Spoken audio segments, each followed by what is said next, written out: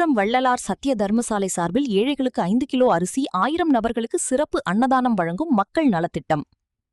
வடலூரில் திரு அருட்பிரகாச வள்ளலார் அவர்களின் திருக்கரத்தால் கடந்த 1867ஆம் ஆண்டு வைகாசி 11ஆம் தேதி உலக வரலாற்று அதிசயங்களில் ஒன்றாக கருதப்படும் அணையா அடுப்பு எனும் சத்திய தர்மசாலையை துவக்கி சாதி மதம் இனம் நிறம் நாடு தேசம் மொழி என்கிற வேறுபாடு இல்லாமல் பசித்தவர்களுக்கு தினசரி 3 வேளையும் தொடர்ந்து உணவளிக்கும் ஜீவகாருண்ய திருப்பணி துவக்கி அருளிய 160வது ஆண்டு திருநாளையொட்டி விழுப்புரம் கிழக்கு பாண்டிரோடு தெற்கு ரயில்வே காலனியில் இயங்கி வரும் வள்ளலார் சத்திய தர்மசாலை அன்பர்கள் சார்பில் 1000 குடும்பங்களுக்கு 5 கிலோ அரிசி 1000 நபர்களுக்கு சிறப்பு அன்னதானம் வழங்கும் மக்கள் நலத்திட்டம் சிறப்பாக நடைபெற்றது.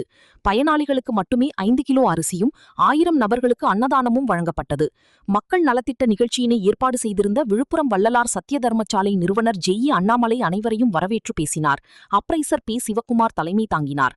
மக்கள் நலத்திட்டத்தை விழுப்புரம் முன்னாள் நகர சேர்மன் இரா ஜனகராஜ், கா கோபி, சிகாமணி, எஸ்.ஆர். செல்லமுத்து, சி தினேஷ், சுகம், இ பாலாஜி, வேகம் பிரகாஷ் ஆகியோர் தொடங்கி வைத்தனர்.